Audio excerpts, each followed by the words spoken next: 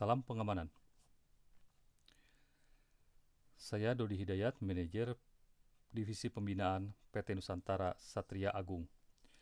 Anggota Satpam selain menghadapi kondisi normal juga harus siap menghadapi kondisi atau situasi yang tidak biasa atau tidak normal. Untuk itulah anggota Satpam harus bersiap dan bisa meningkatkan kewaspadaan pengamanan pada situasi dan kondisi khusus. Pengamanan pada saat adanya dampak pandemi COVID-19 ini harus mewaspadai gejolak sosial yang terjadi di sekitar kita. Satuan pengamanan harus memperhatikan kondisi sosial yang terjadi pada saat ini. Banyak warga masyarakat yang kehilangan sumber nafkah hidupnya, tetapi pemenuhan akan kebutuhan pokok tetap ada dan harga bahan pokok semakin mahal, apalagi memasuki bulan puasa dan menjelang Lebaran. Hal lain yang perlu diwaspadai adalah adanya potensi meningkatnya kriminalitas di lingkungan kita. Tujuan dari pembelajaran ini adalah untuk mengetahui potensi ancaman dan gangguan keamanan, bagaimana melakukan pencegahan dan penanggulangan, dan bagaimana bertindak dalam keadaan darurat. Materinya adalah perkiraan AGHT, rencana pengamanan, persiapan pengamanan, prosedur-prosedur. Untuk belajar, jangan lupa siapkan catatan. Kita mulai. Situasi yang terjadi saat ini adalah situasi yang normal, yang biasa saja, tapi Satpam juga akan menghadapi situasi-situasi yang tidak normal. Situasi area jaga yang tidak normal bisa disebabkan karena masa libur Lebaran, Natal, malam tahun baru, dan lain-lain. Situasi politik, misalnya pemilu, pilkada, demo massa, dan lain-lain. Atau juga dampak dari bencana, bisa gempa bumi, kebakaran, banjir, atau bisa juga situasi dan kondisi yang disebabkan oleh pandemi COVID-19 seperti yang kita rasakan saat ini. Untuk memulainya, kita akan mempelajari apa itu AGHT. ATHG adalah ancaman, tantangan, hambatan, dan gangguan. Apa itu ancaman? Ancaman adalah setiap usaha atau kegiatan aktif yang dinilai membahayakan aset dan personil jaga di area. Sedangkan tantangan adalah sesuatu yang tidak membahayakan, pasif, tapi harus dilakukan untuk menjaga kestabilan. Hambatan adalah sesuatu yang tidak menyerang tapi mempengaruhi pencapaian tujuan, dan gangguan adalah sesuatu yang pasif dengan frekuensi rendah yang dapat mengganggu aktivitas, dan ini bisa datang dari dalam atau dari luar area. Apa saja ancaman-ancaman yang bisa terjadi pada keadaan saat ini? Ancaman bisa datang lewat ODP, yaitu orang dengan pengawasan, atau pasien dalam perawatan, atau orang tanpa gejala yang memasuki lokasi kita. Tentu saja ini akan sangat berbahaya karena akan bisa menyebarkan penyakit atau virus COVID-19. Ancaman juga bisa berupa pencurian, perampokan, dan premanisme, atau adanya orang yang memasuki area tanpa izin atau lintas batas. Sedangkan tantangan yang terjadi adalah untuk area pabrik misalnya, area sepi dari orang dan kegiatan sehingga kerawanan semakin meningkat. Atau di rumah sakit, area lebih ramai dari biasanya. Tantangan lain adalah penggunaan APD yang membatasi gerak. Saat ini di beberapa tempat, Satpam harus sudah menggunakan masker, face shield, dan lain-lain. Atau juga tantangan dari antrian kendaraan, antrian orang, atau pengaturan parkir. Kemudian hambatan, apa saja hambatan yang terjadi? Hambatan bisa terjadi karena adanya pengurangan personil pengamanan atau sarana pengamanan yang tidak memadai. Contohnya CCTV-nya kurang atau kualitasnya tidak baik, lampu penerangannya kurang, pagar atau tembok dan kawat berduri yang sudah rusak atau tidak terawat, dan dilaksanakannya PSBB sehingga akan menghambat anggota untuk mencapai tempat kerja dari tempat rumahnya. Gangguan apa saja yang mungkin terjadi? Misalnya mati listrik, kerusakan alat atau kurangnya APD, dan vandalisme. Dari seluruh ATHG tadi, kita bisa menentukan titik-titik rawan mana saja di area jaga kita. Sehingga ketika kita selesai menentukan titik rawan, maka kita bisa mulai menentukan berapa kekuatan personil untuk penjagaan atau waktu penjagaannya, apakah dijaga 24 jam atau hanya 12 jam. Kemudian di pos jaga pada titik rawan tersebut apa saja peralatan pengamanan yang dibutuhkan. Kemudian sarana pengamanannya. Bagaimana sarana pengamanan yang dibutuhkan di titik rawan itu? Apakah penerangannya cukup? Apakah titik CCTV-nya cukup? Apakah temboknya sudah cukup kuat? Apakah perlu ditambah dengan kawat berduri? Kemudian, apakah titik rawan itu perlu dipatroli? Berapa orang kekuatan patrolinya dan waktu patrolinya kapan? Dari AGHT tadi juga bisa kita menyusun penjadwalan.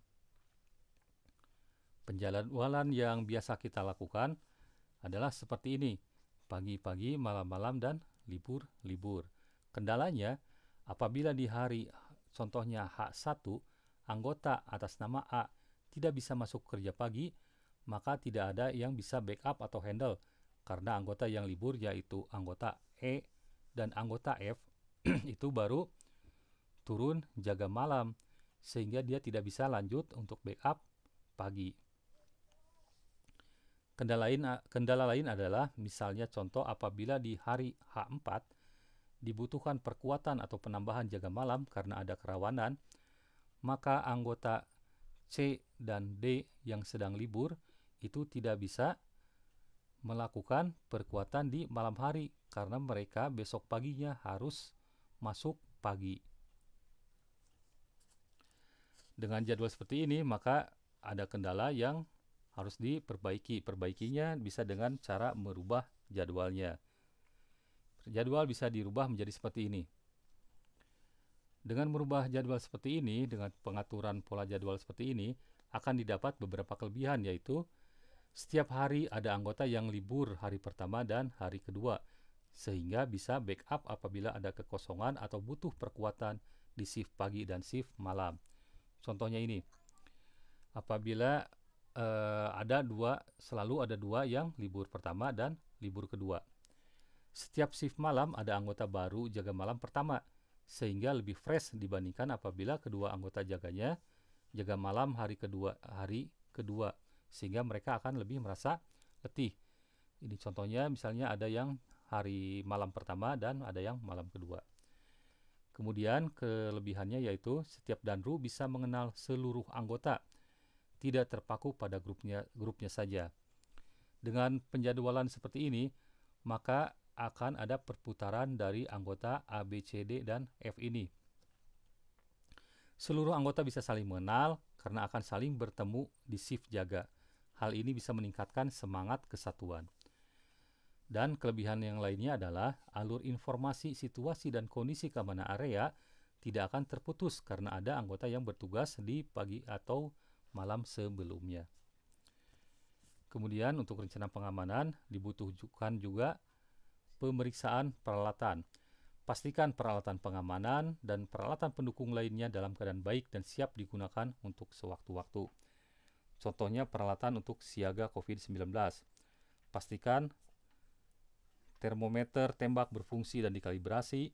Pastikan baju hazmat, face shield, sarung tangan, dan masker dalam keadaan baik dan bersih. Periksa kondisi tanduk.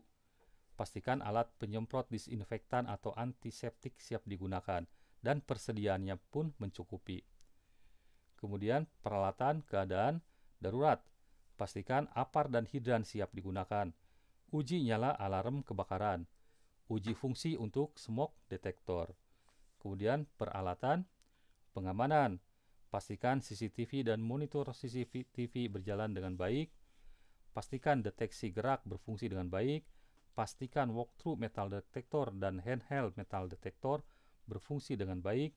Pastikan alat komunikasi radio HT, radio trunking, telepon, HP, dan lain-lain berfungsi dengan baik. Kemudian untuk membuat rencana pengamanan, kita harus melakukan pemeriksaan sarana pengamanan. Sarana pengamanan itu dibagi dua. Kita bisa membaginya menjadi ring luar dan ring dalam. Untuk ring luar, periksa tembok pembatas, lampu-lampu sorot, kawat berduri, pintu gerbang, dan portal dalam keadaan baik dan berfungsi. Pastikan parit pembatas dalam keadaan bersih. Pandangan ke tembok luar tidak terhalang semak belukar atau dahan-dahan pohon. Sarankan ke manajemen untuk memangkas semak-semak apabila dipandang perlu. Kemudian untuk ring dalam, periksa kunci-kunci pintu, jendela, dan lemari. Pastikan peralatan elektronik, komputer, TV, peralatan listrik, AC, lampu yang tidak diperlukan sudah dimatikan dan dicabut dari saklarnya. Untuk menyusun rem pump yang terakhir adalah kita harus bisa membuat rencana tanggap darurat. Rencana tanggap darurat ini harus berisi nomor telepon penting, bisa nomor telepon kantor pusat atau nomor telepon krisis center, nomor telepon rumah sakit rujukan COVID-19, kepolisian terdekat, ambulan, damkar, atau gangguan PLN. Kemudian nomor telepon atasan atau manajemen yang berwenang, nomor telepon teknisi mesin atau teknisi gedung, dan nomor telepon atasan langsung atau kantor pusat. Kemudian Satpam harus mempelajari prosedur tangkap darurat, misalnya prosedur kebakaran, banjir, huru-hara, dan lain-lain. Siapkan dan pelajari pula kebutuhan akan prosedur khusus apabila dianggap perlu disesuaikan dengan kondisi area jaga. Misalnya prosedur untuk penanganan COVID-19, maka harus ada SOP pencegahan paparan COVID-19, SOP penerimaan tamu, karyawan, dan barang, SOP penanganan orang pingsan, SOP apabila anggota sakit, SOP kepatuhan PSBB, dan misalnya prosedur lainnya adalah misalnya prosedur kerusakan lift atau prosedur menangani mati lampu atau mati listrik. Apabila kelima hal itu sudah kita dapatkan, maka kita bisa menyusun rencana pengamanan. Dari ATHG, maka kita bisa menentukan titik rawan. Di titik rawan ini kita bisa menentukan penjadwalan anggota, penjagaan dan patroli, peralatan apa yang dibutuhkan, pemeriksaan sarana dan SOP-nya, serta rencana tanggap darurat. Semua ini untuk menyusun rem pump. Format rem pump berdasarkan Perkapolri nomor 24 tahun 2007 tentang sistem manajemen pengamanan itu meliputi situasi, yaitu situasi umum, situasi khusus, dan dasar pelaksanaan. Kemudian tugas pokok. Setelah itu pelaksanaan yang terdiri dari konsep pengamanan, sasaran pengamanan, target pengamanan, pengorganisasian, cara bertindak, dan jadwal dan tahap kegiatan. Kemudian sumber daya dukungan, setelah itu komando dan pengendalian. Apabila rencana sudah dibuat, maka kita mulai mempersiapkan pengamanan. Persiapan pengamanan yang pertama adalah persiapan fisik. Tugas pengamanan merupakan tugas yang berat dan membutuhkan kesiapan fisik yang prima. Untuk menjaga fisik yang prima, dibutuhkan olahraga yang rutin, asupan makanan yang baik, dan istirahat yang cukup. Olahraga rutin dapat dilakukan setiap pagi pada saat libur atau pada saat dinas pagi. Tidak perlu olahraga berat, yang penting rutin dilakukan, misalnya dengan melakukan senam pagi. Jaga asupan makanan, usahakan makan bekal dari rumah sehingga terjaga kebersihannya. Hindari makan dan minum minuman instan seperti mie instan, kopi saset, minuman energi, dan lain-lain.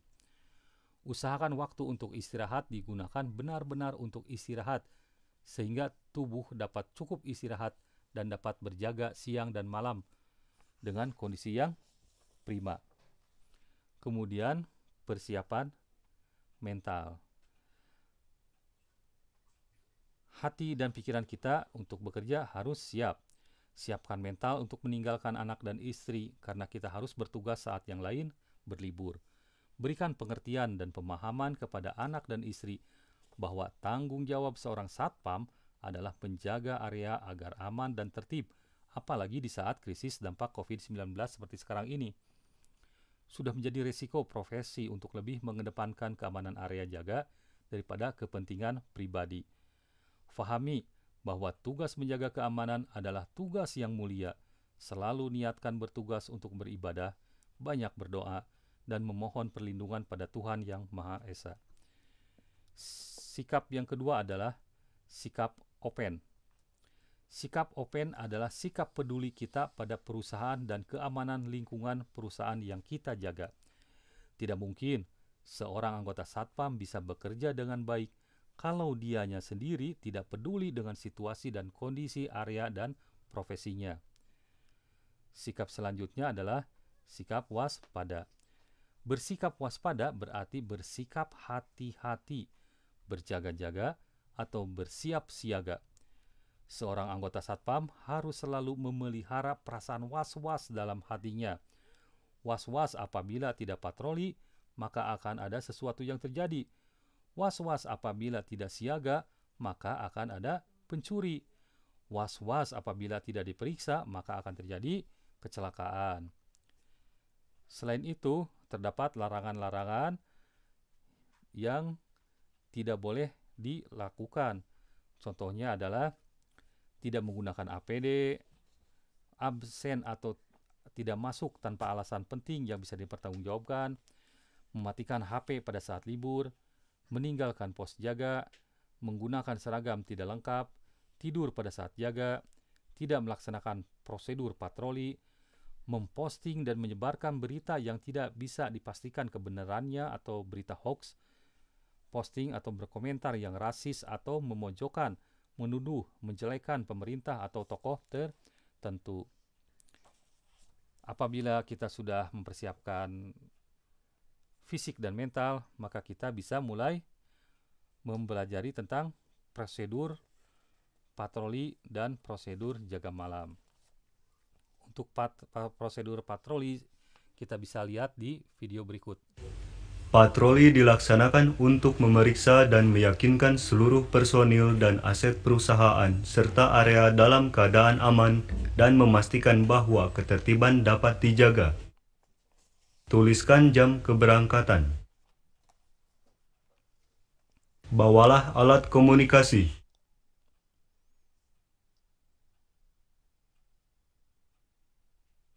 Persiapkan gatur.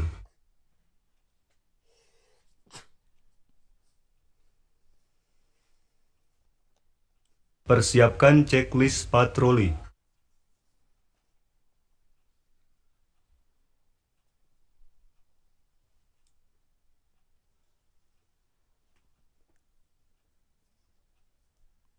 Izin melaksanakan patroli. Lanjutkan. Lanjutkan.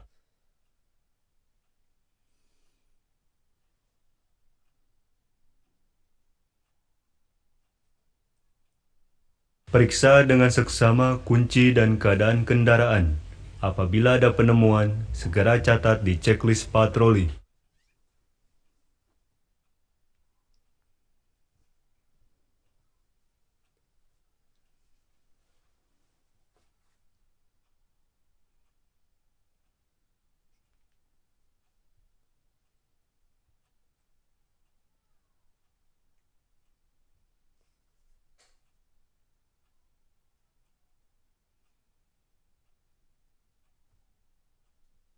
Segera tegur apabila ditemukan orang yang tidak dikenali di area perusahaan.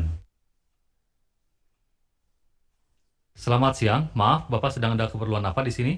Maaf Pak, saya lagi nyari toilet Pak. Baik Pak, Bapak lurus saja ke arah sana dan toiletnya ada di sebelah kanan. Dan jangan lupa Pak, setelah Bapak selesai, visitor card-nya harap dipakai kembali, ya Pak?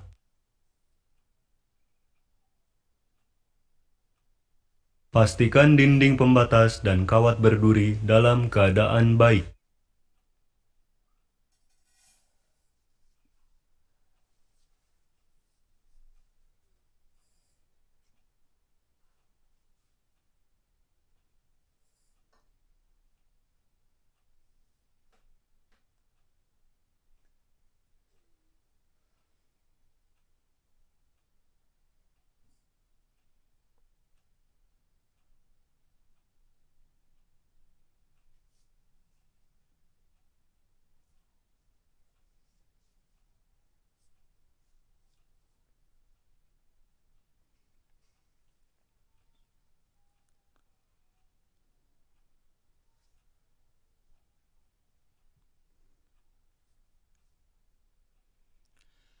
Itu adalah prosedur patroli siang. Kemudian bagaimana melaksanakan patroli pada malam hari. Patroli malam hari dilaksanakan dengan penuh tanggung jawab dan kehati-hatian. Tuliskan jam keberangkatan. Pastikan peralatan dibawa dan dalam keadaan baik. Periksa alat komunikasi.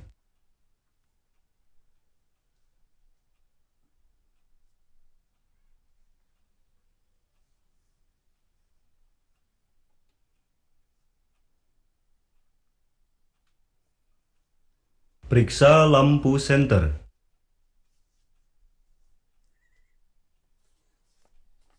Bawalah checklist patroli.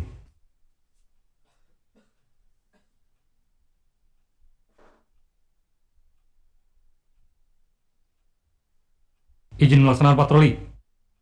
Laksanakan. Laksanakan.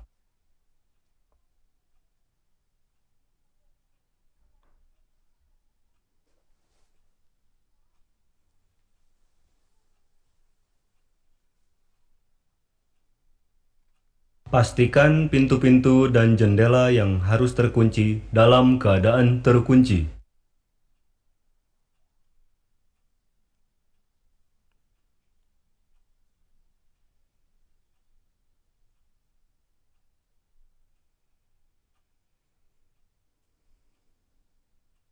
Pastikan tabung apar dalam keadaan baik.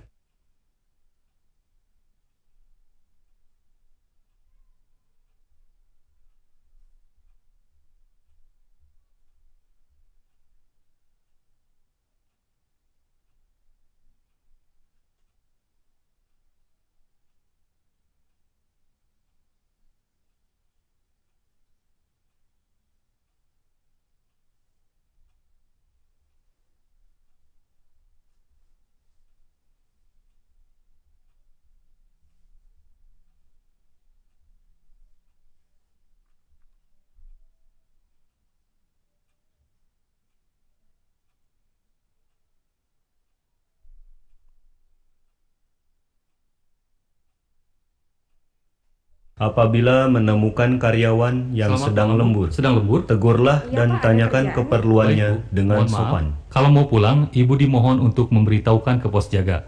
Terima kasih, Bu. Selamat malam.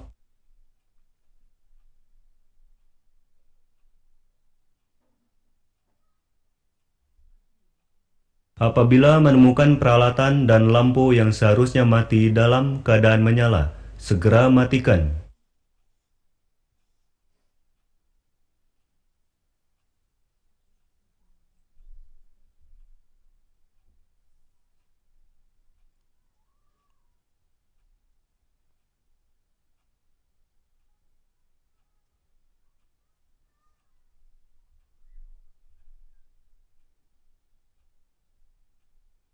Apabila menemukan keran air yang terbuka, segera tutup.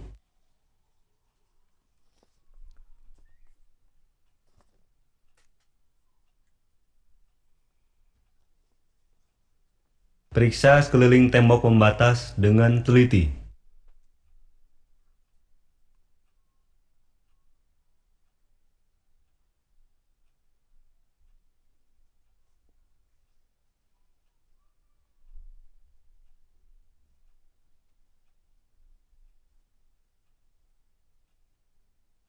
Pastikan situasi dalam keadaan aman.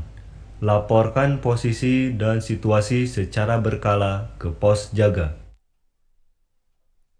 Pos jaga monitor. Masuk, silakan bongkar Taruna. Terima kasih, izin melaporkan. Posisi Ambon 1 sedang berada di area belakang. Terpantau area dalam keadaan aman terkendali. Demikian, ganti. Baik, Taruna diterima, tetap waspada, Solo Bandung. 86813 Solo Bandung. Periksa kondisi tangga darurat. Periksalah kendaraan di area parkir.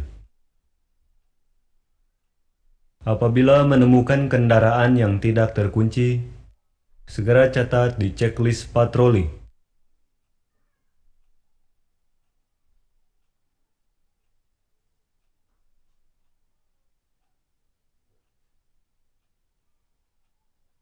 Pastikan pintu mobil dalam keadaan terkunci.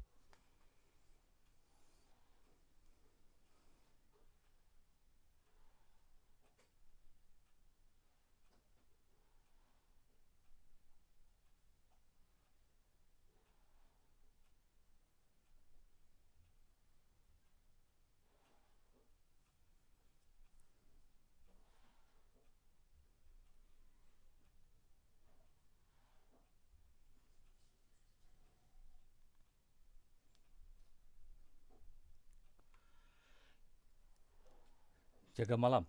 Situasi dan kondisi penjagaan pada malam hari berbeda dengan penjagaan pada siang hari. Pengamanan pada shift malam tentu saja memiliki tingkat gangguan, ancaman, dan risiko pengamanan yang berbeda dengan shift siang. Konsentrasi, kewaspadaan, dan tuntutan fisik untuk berjaga malam lebih besar daripada bekerja pada shift siang. Untuk itulah anggota Satpam yang bertugas pada malam hari harus memahami tantangan dan risiko serta bagaimana mempersiapkan diri dalam melaksanakan tugas jaga pengamanan. Siapkan kebugaran fisik dengan istirahat yang cukup sebelum jaga malam dan pastikan peralatan pendukung seperti lampu senter dan alat komunikasi berfungsi dengan baik sebelum melaksanakan tugas jaga shift malam. Selalu diingat bahwa sifat pengamanan Satpam adalah preventif atau pencegahan. Bagaimana cara mencegahnya adalah dengan melaksanakan tur jawali.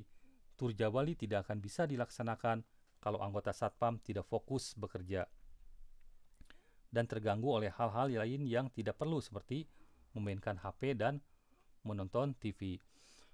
Kemudian prosedur pelaporan dan koordinasi. Dengan kemajuan teknologi komunikasi sekarang ini, kita bisa menggunakan WhatsApp atau WhatsApp Group untuk melaporkan situasi kondisi area jaga ke atasan kita. Setiap kejadian yang berdampak langsung ataupun berdampak tidak langsung terhadap pengamanan dan ketertiban di area harus segera dilaporkan ke atasan. Apabila kita belum mempunyai cukup informasi, tetap melaporkan dengan menekankan laporan sebagai laporan awal dan akan dilengkapi kemudian, sehingga kejadian tetap dapat diketahui oleh atasan pimpinan tanpa menunggu laporan lengkap. Setelah laporan awal, baru kita mengumpulkan informasi tambahan dan melaporkannya sebagai laporan perkembangan situasi. Kemampuan untuk berkoordinasi sangat dibutuhkan oleh anggota Satpam. Keamanan dan ketertiban area jaga adalah masalah bersama dan tidak bisa hanya ditanggung oleh anggota Satpam. Untuk itulah anggota Satpam harus memiliki nomor-nomor penting. Demikianlah modul persiapan dan peningkatan kewaspadaan pada situasi dan kondisi khusus ini sebagai bahan pembelajaran, sehingga anggota Satpam memiliki kemampuan untuk melaksanakan prosedur pengamanan dengan baik. Untuk pertanyaan ataupun untuk materi tulisan bisa dibaca di www.pendidikansatpam.blogspot.com. Terima kasih.